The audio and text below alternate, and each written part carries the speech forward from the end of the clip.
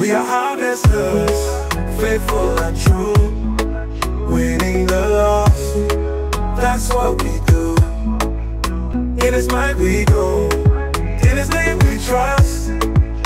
We are harvesters, we win the lost. Bonsoir, bien-aimés dans le Seigneur. mbokk yi ñu ngi leen di nuyu ci turu Yàlla. Bienvenue dans notre émission Le Temps de la Solution. ñu ngi leen di dalal si suñu njàngat temps de solution. J'espère que vous vous portez bien ñu ngi leen di maanaam jaajëfal. et que vous tenez solidement le Seigneur Jésus. yaakaar nañ ne naa ngi ci jàmm ñu ngi leen di nuyu ci turu Yeesu. Alors, ce soir, nous allons nous entretenir sur un thème qui est intitulé ngoon si lee ñu ngi leen bëgg jàngal ci maanaam jàngat bi tudd. Entretiens ton salut. maanaam da nga war a liggéey sa mucc. Nous allons lire dans le livre de Philippiens, le chapitre 2, versets 12 à 13. ñu ngi bëgg jàng ci mbindum Philippiens 2 ba 13. Mes chers amis, vous avez toujours été obéissants. Faites donc fructifier votre salut avec crainte et respect, non seulement quand je suis présent, mais bien plus maintenant que je suis absent.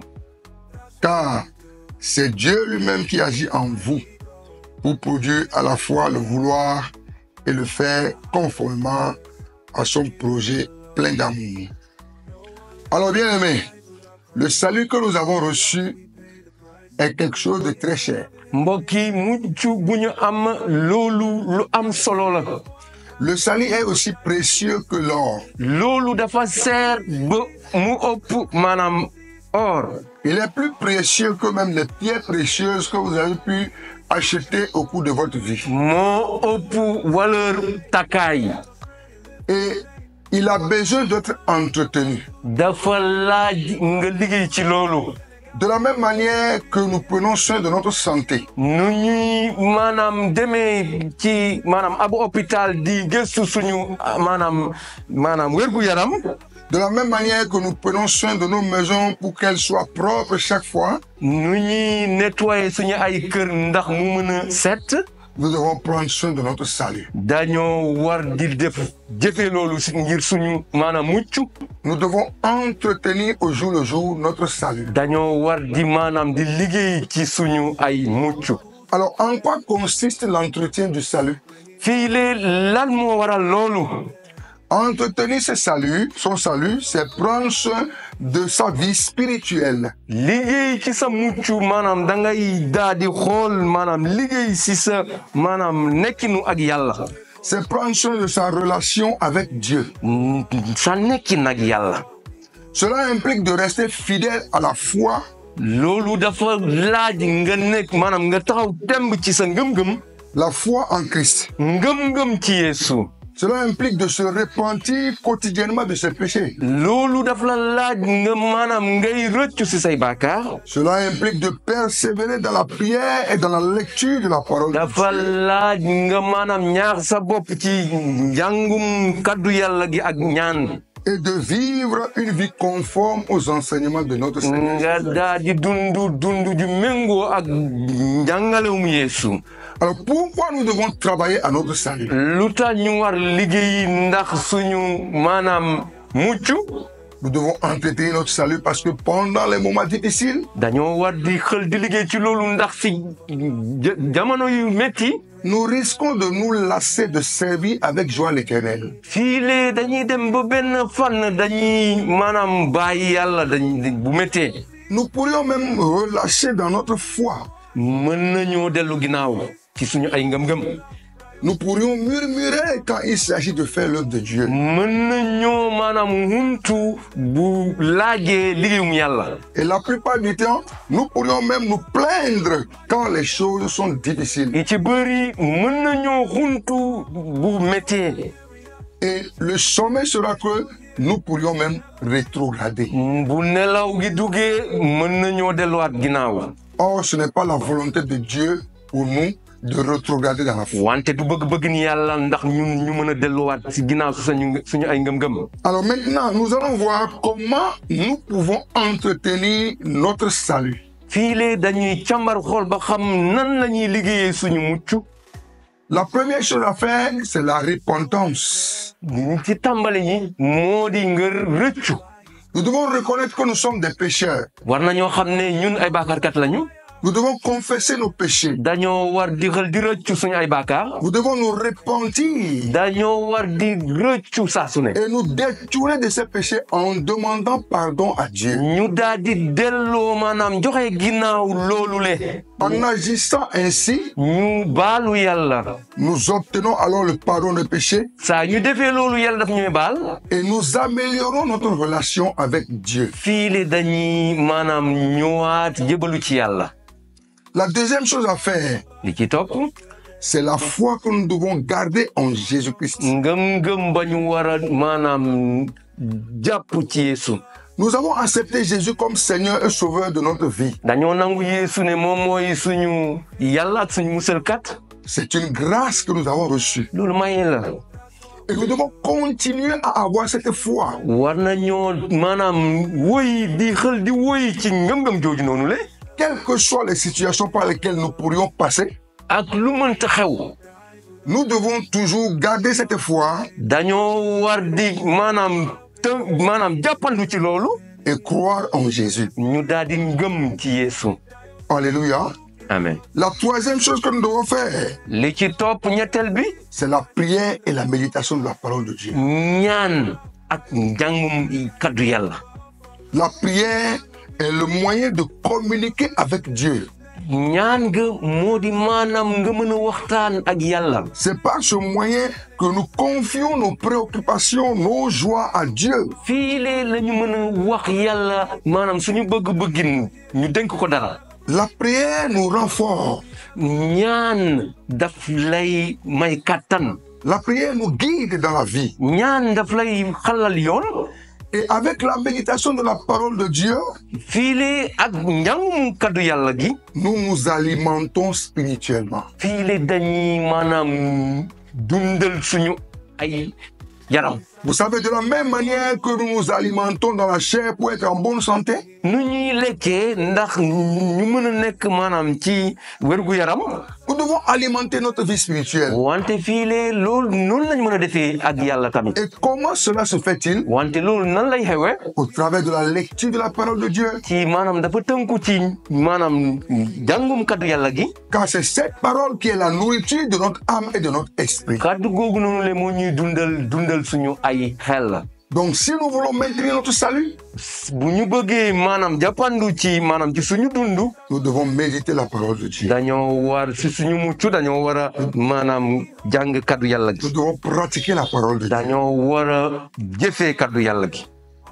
La quatrième chose que nous devons faire, ñeenteel maanaam pàcc bu ñu war a def. nous devons nous efforcer d'avoir une vie conforme à l'évangile. dañoo war maanaam di ñaax suñu bopp ndax ñu méngoo ak évangile ba. Une vie de sanctification. dundu joo xam ne ju yàlla bëgg.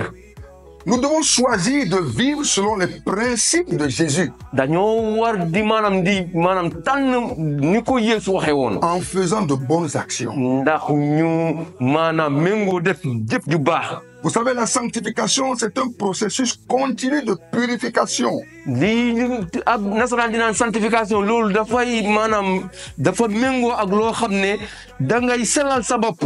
Un processus d'imitation de la vie de Jésus-Christ. loolu la ñu war a def ndax maanaam jëfee ko ndax ñu méngoo ak Yeesu. Et qui nous permet de plaire à Dieu et d'éviter tant soit peu toute forme de péché. mooy tax yàlla bëgguñu ndax ñu mën a mucc ci ay bàkkaar. Alléluia. amen. Pour maintenir son salut, ndax ñu mën a dëkk maanaam tënku ci loolu. il faut aussi communiquer avec les autres. da nga war di xel di waxtaan ak ñeneen ñi. Il faut participer à la vie de l'Église. da nga war di maanaam méngoo ak jàngu ja. En tant qu'enfant de Dieu, nga méngoo ni doomu yàlla yi. ayant reçu le salut, ñi xam ne dañoo mucc. nous devons nous impliquer dans une communauté de foi. dañoo war a maanaam méngale suñu bopp ak ngëm ñi. Une communauté où nous allons nous soutenir mutuellement. ci mbooloo mi xam ne dañuy jàppalante. L'église est un lieu où nous recevons encouragement. jàngu ja moo di maanaam bërëb boo xam ne fa la ñuy ñaaxee maanaam ñu ñaax ñu. Enseignement ñu jàngal ñu. et soutien dans notre marche de la foi. ñu jàppale wante ci ngëm-ngëmu yàlla gi. La Bible nous dit que le fer aiguise le fer. kaddu yàlla dafa wax ne maanaam weñ boo ko jëlee nga nas ko ci beneen weñ dafay ñaw. En se frottant les uns aux autres. boo ko nawee ci beneen weñ bi dafay daal di ñaw. Que nous pourrions vraiment nous rendre compte que nous avons les fruits du Saint-Esprit. si la ñuy xam ne dañoo am maanaam xel mu sell mi ci ñun. C'est en vivant dans une communauté que l'on peut se rendre compte vraiment qu'on est patient. si nu ñuy dundee si suñu nekkinu ci maanaam ci jàngu ji si la ñuy xam ne kii dafa dal. Qu'on est doux. fii lee kii ku dal la. Ou qu'on se maîtrise. wante fii la ñuy xam ne kii dafa dalu. Ça, ce sont les fruits du Saint-Esprit que nous devons développer. lii lee xel mu sell mi moo koy joxe moo koy maye nit. loolu ci la ñuy xam ne yow. am nga xel mu sell mi. Bien-aimé. mbokk yi pour garder son salut. ndax nga mën a jàppandu maanaam ci sa mucc. il faut servir aussi les autres. da nga war a maanaam di jàppale ñeneen ñi. pas seulement ceux qui sont dans la même foi que nous. du caagante ne ñi xam ne yéen a bokk ngëm-ngëm. Ceux qui ne sont pas encore dans la même foi. ñi xam ne bokkuñu ngëm-ngëm. nous devons leur apporter la bonne nouvelle de notre Seigneur. daañu leen war a xel di andi maanaam kaddu yàlla gi. nous devons témoigner de notre foi devant ces personnes. dañoo war di xel di maanaam di faram-fàcce suñu ngëm-ngëm ci kanam ñooñu. pour que ces brebis égarées puissent revenir à la bergerie. ndaxte ñi xam ne xamuñu woon yàlla xamuñu woon Yeesu ñu ñëwaat ci moom. Alors, en tant qu'enfant de Dieu, ñi xam ne doomu yàlla lañu. pour entretenir son salut, ndax nga mën a jàppandu ci sa dund ci sa mucc. il faut être conscient que les tentations existent. da nga war a bàyyi sa xel ne maanaam fii am na loo xam ne ay erreur dafay am. et donc il faut rester vigilant. da nga war a di taxaw temb. et rechercher la direction du Saint-Esprit. nga xool ñaan ndax xel mu sell mi mën a laa jiite. rechercher le soutien du Saint-Esprit. nga ñaan xel mu sell mi mën laa jàppale. pour ne pas tomber dans le péché. ndax nga bañ a daanu ci bàkkaar. enfin pour entretenir son salut. ndax nga mën a taxaw ci sa mucc.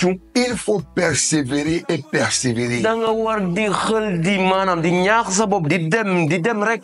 la marche chrétienne n'est pas toujours facile. dundum chrétien yombut. mais il est important de persévérer. wante am na solo nga jëm ca kanam. persévérer quand on rencontre des difficultés. demal ca kanam teewul jafe-jafe dina ñëw wante ñaaxal sa bopp nga jëm.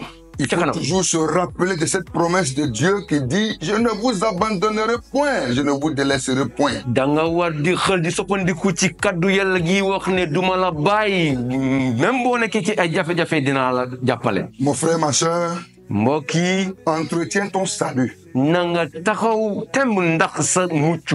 parce que la venue de notre Seigneur Jésus est proche. ndaxte Yeesu léegi mu egsi léegi mu ñëw. Que le Seigneur vous bénisse. yàlla na leen yàlla barkeel. Amen. Amen. Nous sommes alors à l'église Harvest Intercontinental de Sénégal Dakar. ñu ngi église Harvest Intercontinental Dakar. Nous vous invitons demain à 9h. ñu ngi leen di dalal suba 9h. à venir célébrer le Seigneur avec nous. ngeen ñëw maanaam ñu méngoo ñaan yàlla. Que Dieu vous bénisse. yàlla nañu yàlla barkeel. Samedi prochain. ba samedi prochain.